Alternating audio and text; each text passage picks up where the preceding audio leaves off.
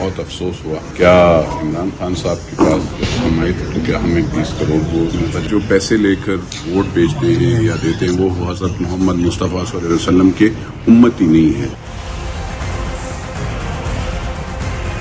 लाजिश पर पुलिस ने हमला किया, उसके बाद हम लोगों ने महसूस किया कि ये जो वाक़या लाजिश में हुआ है ये हमारे साथ भी हो सकता है, इसलिए हम यहाँ पे आए हैं।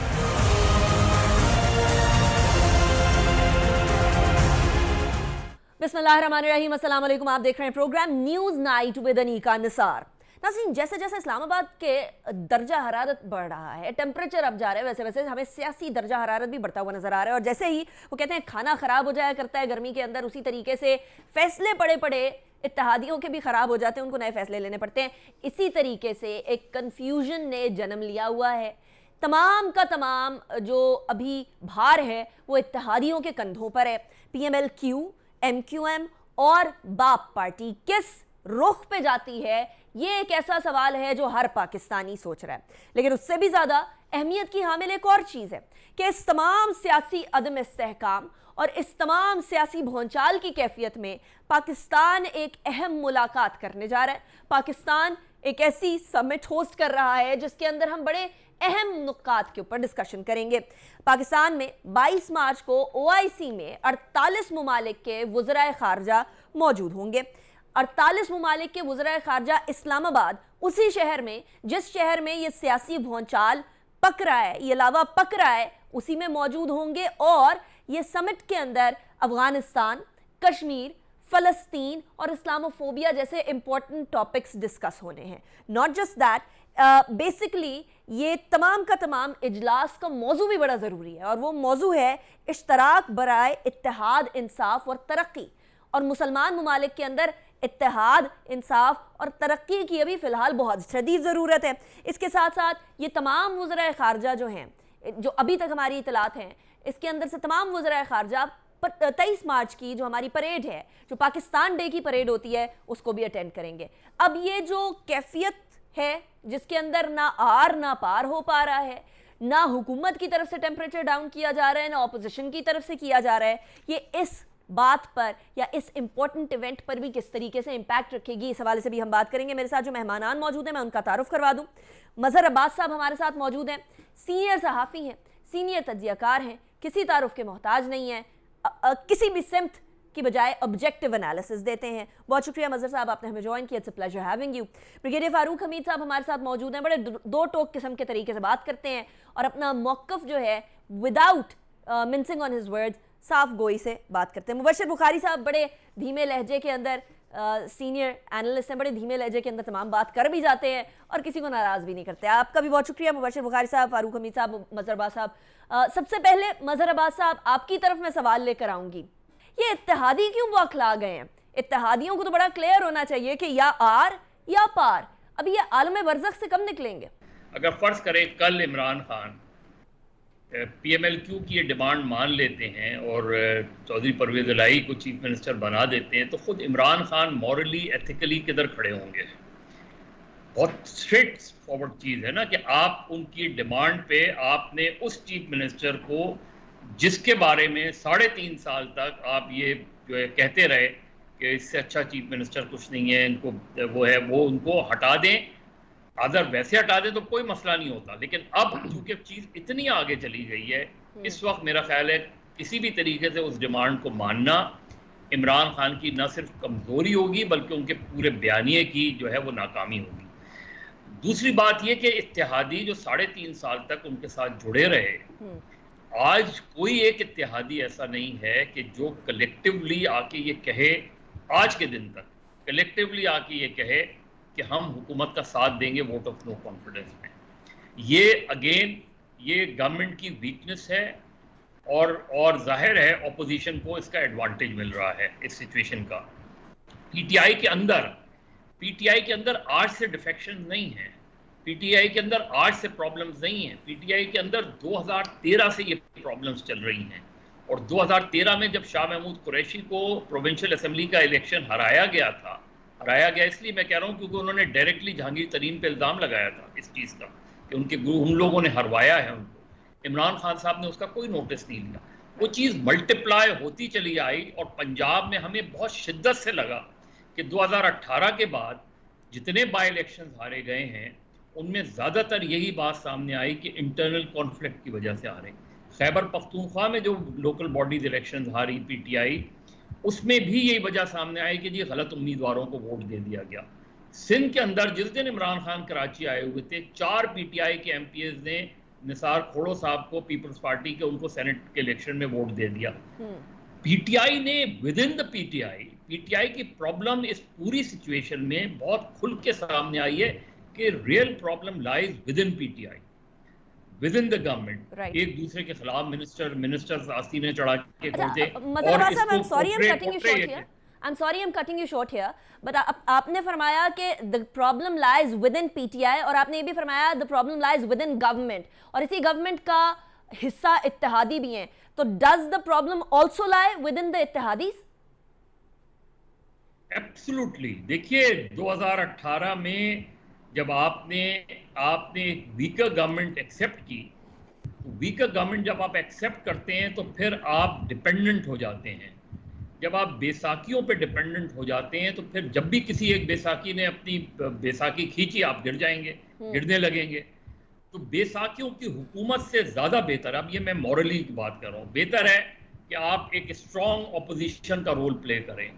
आए गवर्नमेंट में तो उस पोजीशन पर आए कि आप गवर्नमेंट को सर्व कर सकें, आप सर्व कर सकें, वरना आप हमेशा बार्गेनिंग, ब्लैकमेलिंग का शिकार रहेंगे। और जो भी वो कहते रहे, आज जो भी कहते रहे, ये पूरे साढ़े तीन साल में इत्तेहादियों ने सिर्फ बार्गेन की है और ब्लैकमेल किया है। Point noted. अच्छा फारूक हमीद साहब, मसला ये भी है कि इत्तेहादी मजबूरी भी हैं, इत्तेहादियों के बगैर नंबर पूरे होने का नाम नहीं लेते। एमक्यूएम की सीटें निकाल दें, काफ लीग की सीटें निकाल दें और बाप की सीटें निकाल दें तो ऑपोजिशन तो बड़े आराम से, वो कह रहे हैं ना 172 तो नंबर बहुत पीछे रह गया, हम तो इससे कई आगे निकल चुके हैं।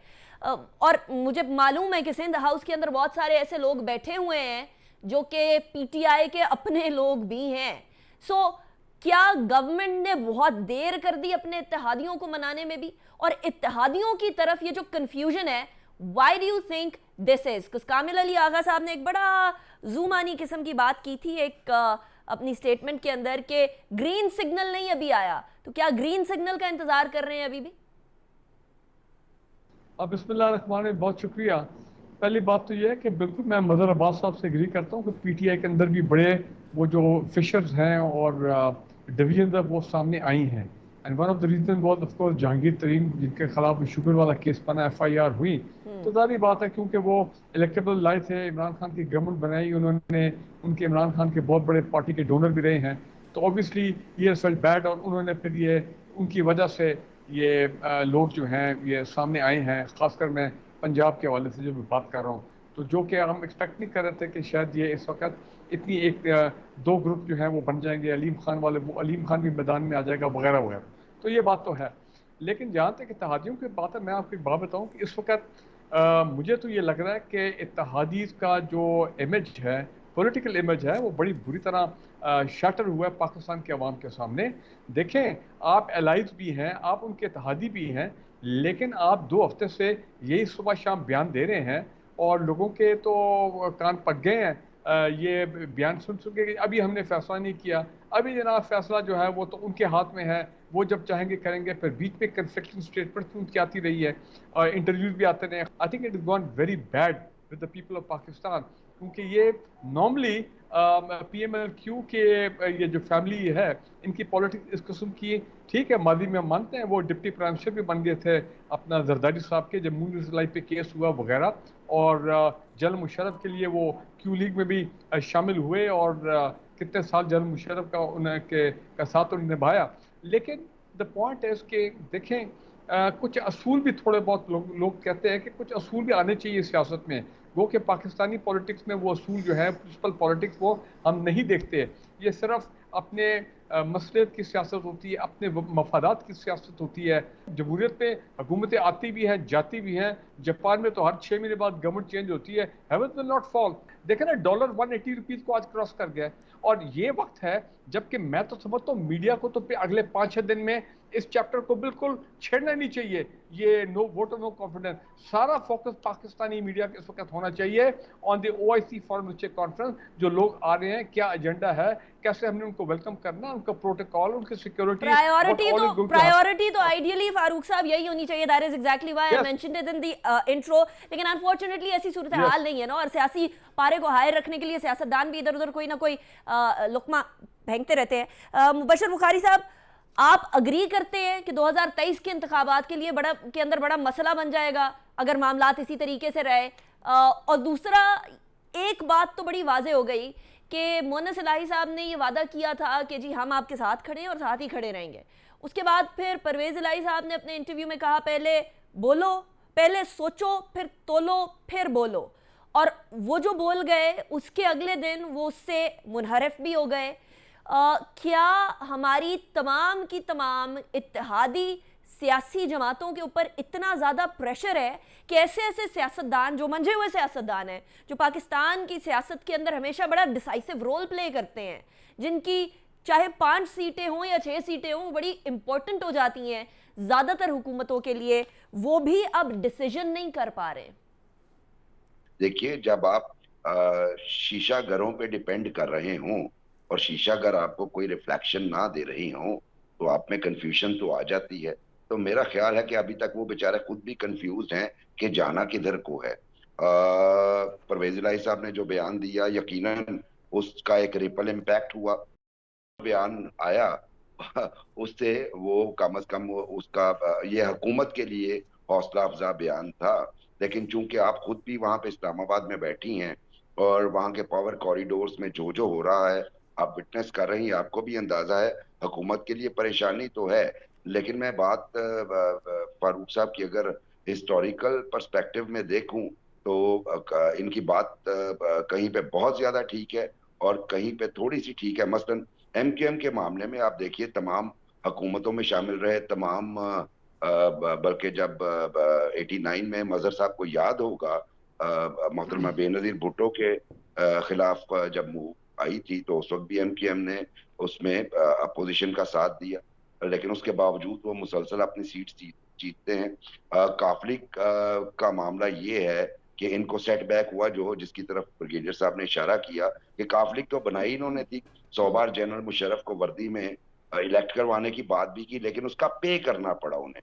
तो बात ये है कि कहीं ना कहीं ये मैटर करता है। लेकिन जहां तक मेरे इल्म में है, काफ लीग और स्पेशली पंजाब से चूंकि क्रैक्स मजीद हो गए हैं, जहांगीर तरीन ग्रुप एक था PTI में, उसके बाद अलीम खान ग्रुप दूसरा आया, गजनफर अब्बास छीना ग्रुप तीसरा आ गया है, तो क्रैक्स तो बढ़ रहे हैं। लेकिन इन सब लोगों की पंजाब में कोशिश ये है कि अपने आप को अलाइन करें PMLN के साथ। और उसकी मैं आपको एक एविडेंस ये देता हूं कि चौधरी शुजात साहब अलील थे, सब उनकी तीमारदारी के लिए जा रहे थे, और जो ही थोड़ी सी हवा उन्हें महसूस हुई बदलती हुई, वो अपने बिस्तरे अलालत से उठ के चले गए अपने साहबजादे को लेके इस्लामाबाद, और फौरी तौर पे आसिफ जरदारी साहब मौलाना फजल रहमान से बातचीत की, जिससे हमें ये इशारे मिलते हैं कि वो अपने जो टाइज हैं PMLN के साथ वो मेंट करने की स्ट्रगल कर रहे हैं। मैं ब्रेक की तरफ जा रही हूँ, ब्रेक के बाद वापस आते हैं, उसके बाद फिर हम लोग उस तरफ बात करेंगे जिस तरफ मैंने इब्तदाई में इशारा किया था। पूरा अगला हफ्ता इंतहाई अहमियत का होगा पाकिस्तान के दारुल हुकूमत में, और वो इसलिए होगा क्योंकि 48 कंट्रीज़ के फॉरेन मिनिस्टर्स इधर मौजूद होंगे। 23 मार्च की जो यौम पाकिस्तान की परेड होगी उसके अंदर भी मौजूद होंगे, लेकिन दूसरी तरफ सियासी भौचाल चल रहा होगा। What will happen, what should be done, timing के बारे में बात करेंगे आफ्टर ब्रेक।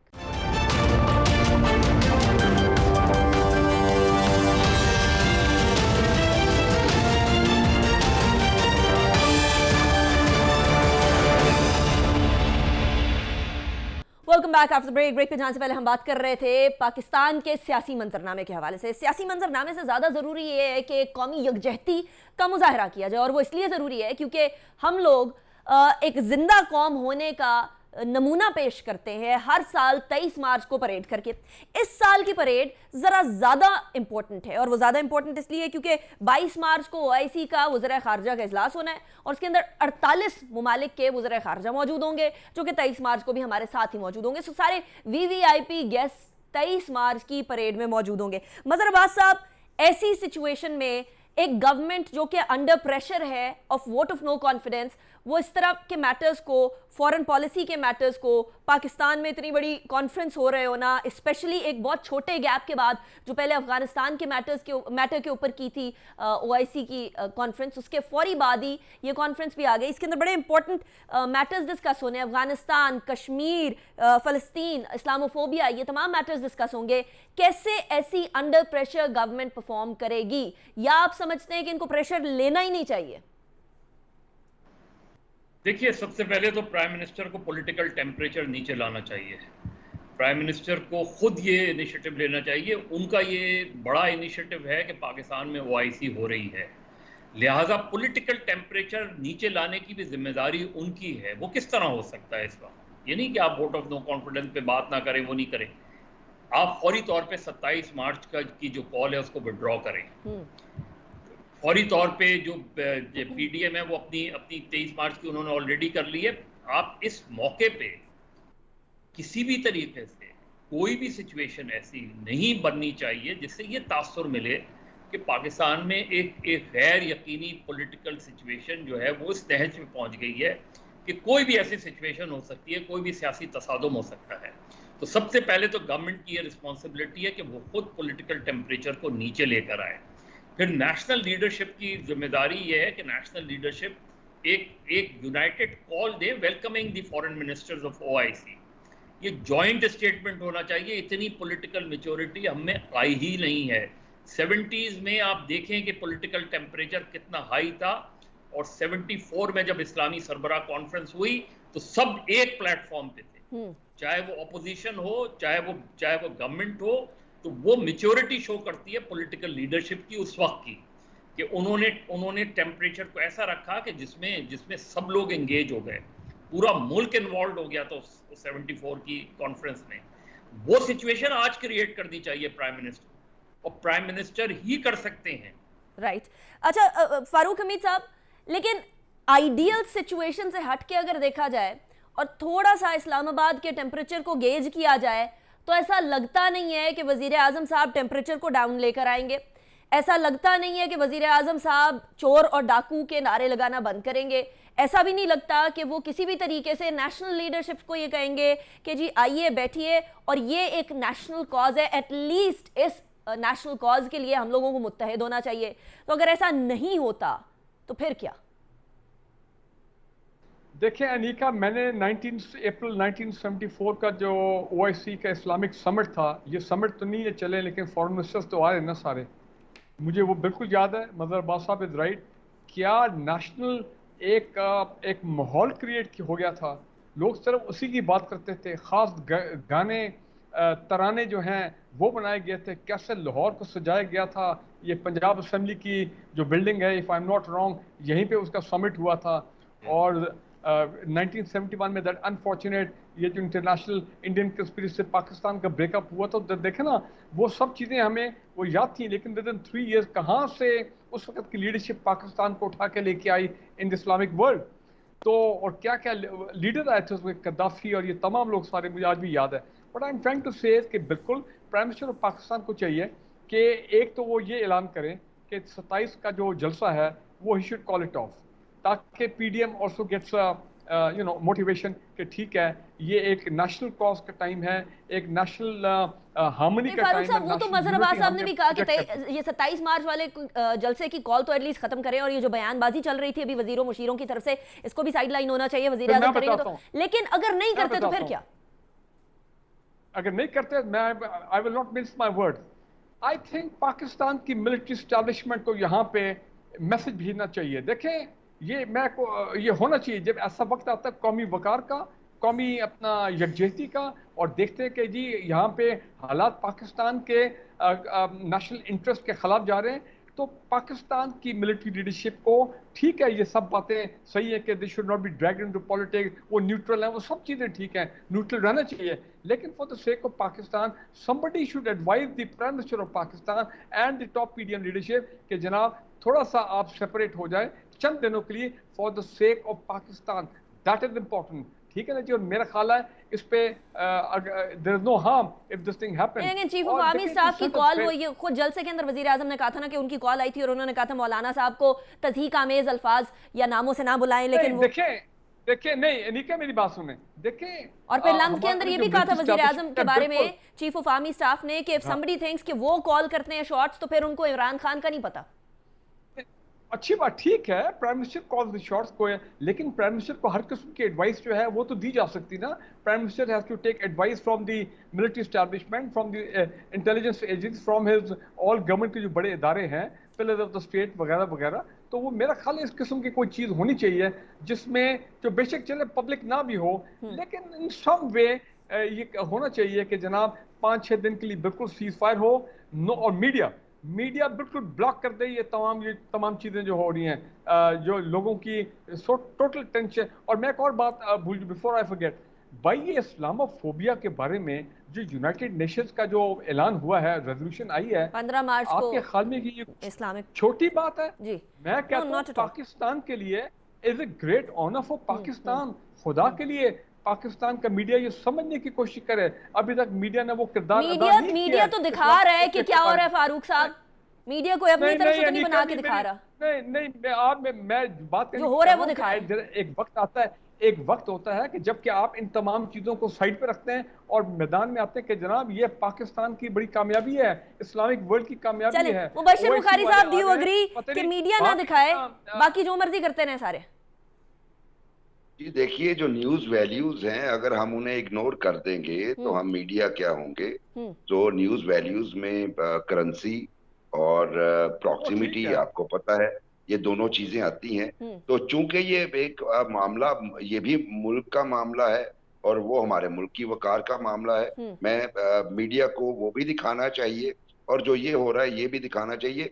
मेरा ख्याल है ब्रिगेडियर साहब का पॉइंट ये है कि जितनी हाइप हम क्रिएट कर रहे हैं नो कॉन्फिडेंस पे, उसका कोई 30-40% जो है वो मीडिया को ये इस्लामोफोबिया के हवाले से जो रेजोल्यूशन आ रही है उसके हवाले से भी कुछ करना चाहिए। ये तो बात आपका इंटरनेशनली 15 मार्च को पाकिस्तान की कहने के ऊपर यूएन के अंदर हम लोगों ने जो प्रेजेंट की थी उसकी बेसिस के ऊपर 15 मार्च को तो इस्लामोफोबिया के खिलाफ दिन डिक्लेयर कर दिया गया and this would be celebrated every year. लेकिन अब जो ओआईसी का इजलास होना है मुबश्शिर बुखारी साहब, इस टाइम पर अमनो अमान की सूरत हाल अगर काबू में नहीं आती, अगर हुकूमती अरकान की तरफ से और अपोजिशन अरकान की तरफ से इसी तरीके से इश्तियाल अंगेज गुफ्तगू जारी रहती है, तो फिर कहीं ये मामला जो इंटरनेशनली पाकिस्तान की साख का और इंटरनेशनली पाकिस्तान की वकार का मसला है, ये कहीं सबोटाज तो नहीं हो जाएगा? अभी मुझे ब्रेक की तरफ जाना है, ब्रेक के बाद वापस आते हैं, उसके बाद फिर गुफ्तगू को कंटिन्यू करेंगे।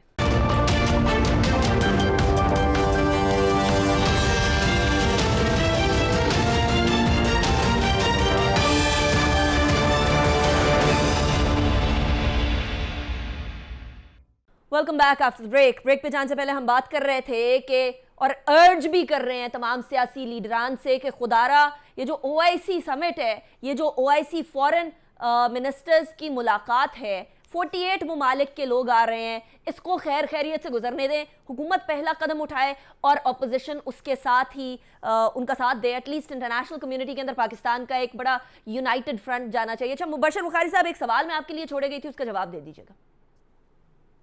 जी मैं बिल्कुल, अगर यही माहौल रहता है और इसी तरह की गर्मा गर्मी रहती है और इस्लामाबाद में आप under the shadow of guns and barb wires ये ओआईसी करवा लेते हैं, तो यकीनन हमारा इंप्रेशन यही जाएगा ये एक क्रम्बल्ड नेशन है। मैं डिवाइडेड का लफ्ज यूज नहीं कर रहा, क्रम्बल्ड नेशन है और इस पे हमारी पूरी कौम की जिम्मेदारी बनती है और इसको एक अच्छा इंप्रेशन बिल्डअप करने के लिए तमाम लीडर्स की जिम्मेदारी बनती है।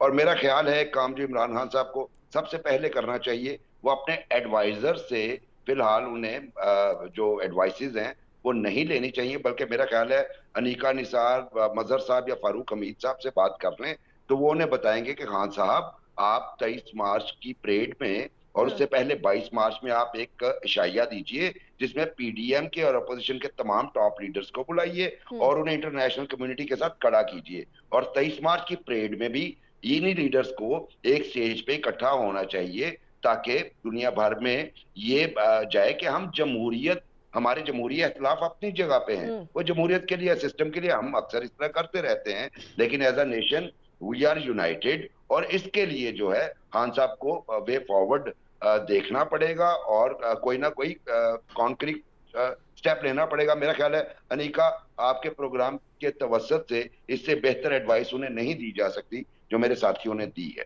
वैसे आई अग्री टू दिस कि अगर इस तरह का एक इमेज जाए तो बड़ी आइडियल सिचुएशन होगी। मजहर अब्बास साहब, ऑपोजिशन अब उस पॉइंट पर है कि वो इसको पॉइंट ऑफ नो रिटर्न का नाम दे रहे हैं कि अब इससे आर या पार या यू टर्न लेने वाला कोई हिसाब नहीं होगा।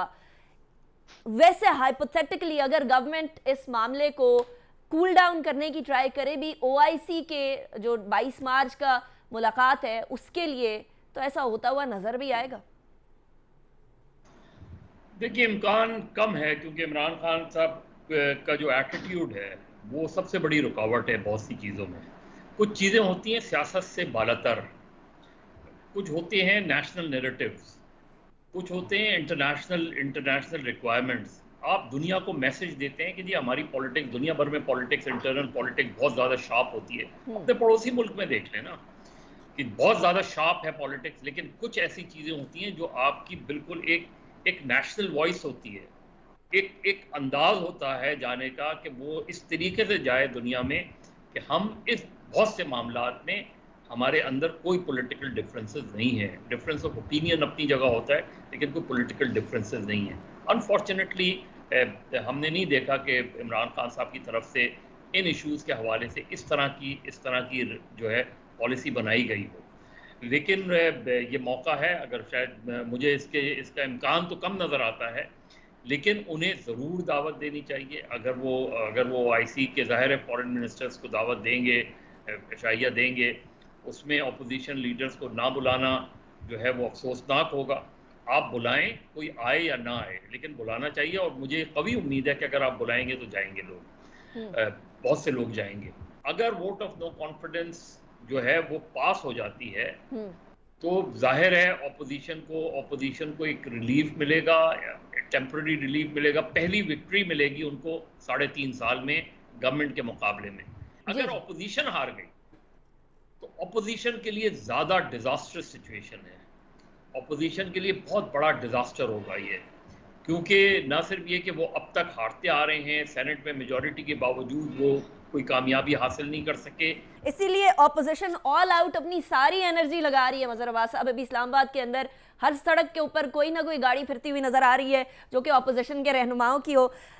कामयाबी किसके कदम छुएगी फारूक हमीद साहब आपकी नज़र में? इस सूरत हाल में वैसे प्रिडिक्ट करना बड़ा मुश्किल है, I know I am asking for a bit too much, लेकिन फिर भी आपकी नज़र में, आपकी जो सियासी बसीरत या आपकी जो जनरल ऑब्जर्वेशन है वो क्या कहती है कि क्या होने वाला है ओआईसी के बाद भी?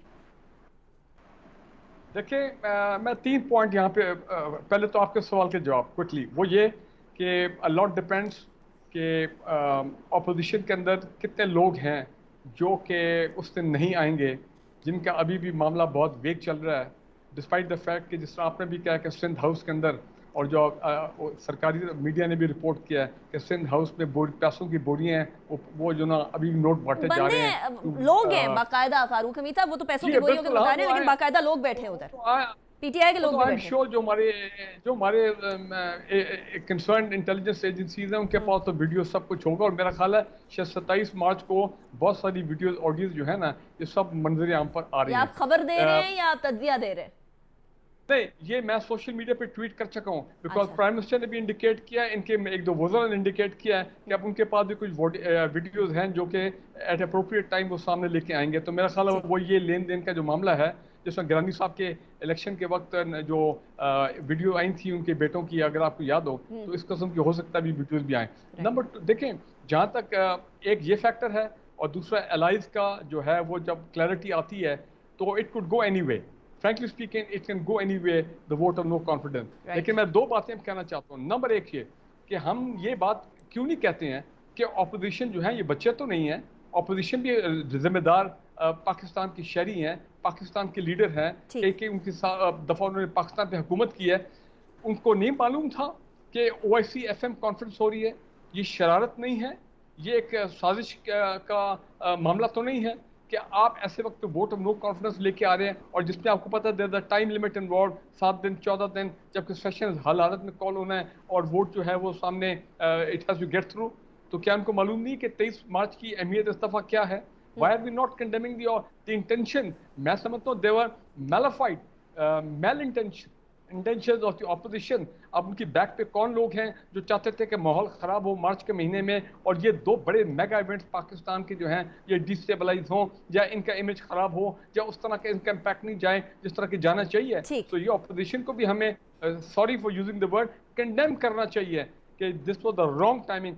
कोई बात नहीं, रमजान में पाकिस्तान में एक्टिविटी नहीं होती, ले आए इस दफा आप रमजान में ले आते, 25 मार्च को आप vote of no confidence file कर देते, कम से कम ये सूरत हाल अनसर्टेनिटी वाली तो ना होती, अनसर्टेनिटी वाली ना होती। वो जिस हाल में बरज़ख की मैं बात कर रही होती हूँ उसके अंदर अभी हम ना होते, ये पुल से रात से गुजरना ना पड़ता, एटलीस्ट गुजरना पड़ता तो उस टाइम पर जिसमें पाकिस्तान की साख ना मुतासर होती। बहुत शुक्रिया ब्रिगेडियर फारूक हमीद साहब, आपने हमें ज्वाइन किया। मज़हर अब्बास साहब, thank you so much for joining me in the show. Mubashir Bukhari साहब, आपका भी बहुत शुक्रिया, आपने भी हमें ज्वाइन किया। It was a pleasure having all three of you in the show. नाज़रीन, पाकिस्तानी सियासी हालात का किसी भी तरीके से पाकिस्तान की इंटरनेशनल कम्युनिटी की ऊपर जो इंप्रेशन है या जो इमेज है उस पर इम्पैक्ट नहीं पड़ना चाहिए। हुकूमत को पहल करनी चाहिए इस मामले को काम डाउन करने की। वोट ऑफ नो कॉन्फिडेंस होता रहे अपनी जगह पर, लेकिन एटलीस्ट टेम्परेचर डाउन किया जाए और अपोजिशन को कोऑपरेट करना चाहिए हुकूमत के हवाले से। अनीका निसार को इस हफ्ते के इस प्रोग्राम से इजाजत दीजिए। अपना बहुत ख्याल रखिएगा। नेक्स्ट वीक मुलाकात होगी। Take good care of yourself. Allah हाफिज़।